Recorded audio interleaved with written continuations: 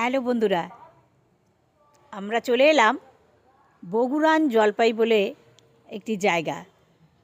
সমুদ্রের চর বলতে পারেন। এই যাওয়ার পথ ছোট্ট রাস্তা, কিন্তু এত সুন্দর জায়গা সত্যি না দেখলে বোঝাই যায় না।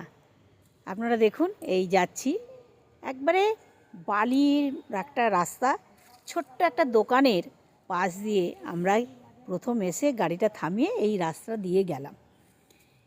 যাওয়ার পরে সমুদ্র সৈকতের এই যে চর, এই চরটা এত নিরিবিলি, সত্যি ভীষণ মন ছুঁয়ে গেল।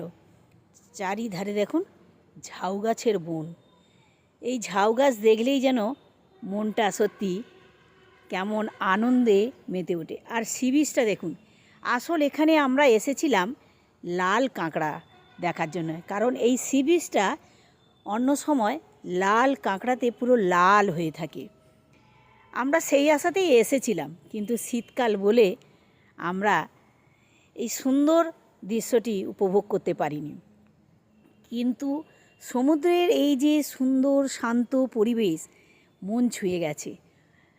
অপূর্ব এই দৃশ্য, পুরো চরটা একেবারে শান্ত নিরিবিলি।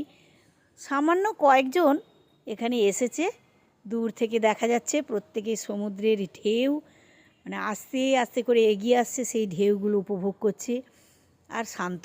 আমরা অনেকক্ষণ ধরে এখানে হাঁটাচলা করলাম, অনেক চেষ্টা করলাম বন্ধুরা আপনাদের জন্য লাল কাঁকড়া দেখাবো বলে, আমরাও আনন্দ উপভোগ করব বলে, কিন্তু ঠান্ডার জন্যে লাল কাঁকড়া ভাইয়েরা আর আমাদের মুখ দেখালো না।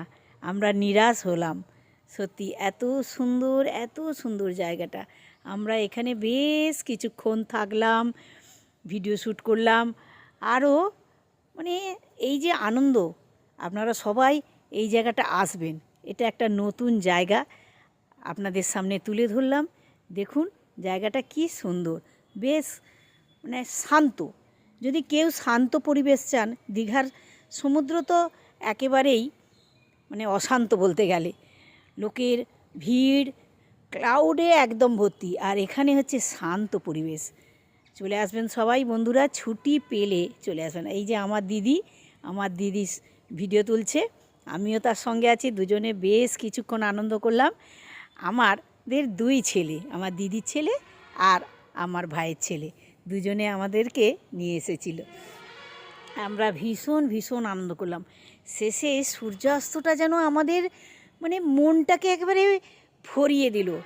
যে আশাতে এসেছিলাম সেই যে লাল কাঁকড়া দেখব বলো, সেজন্যে যে আমরা দেখতে পাইনি, তা সূর্যাস্ত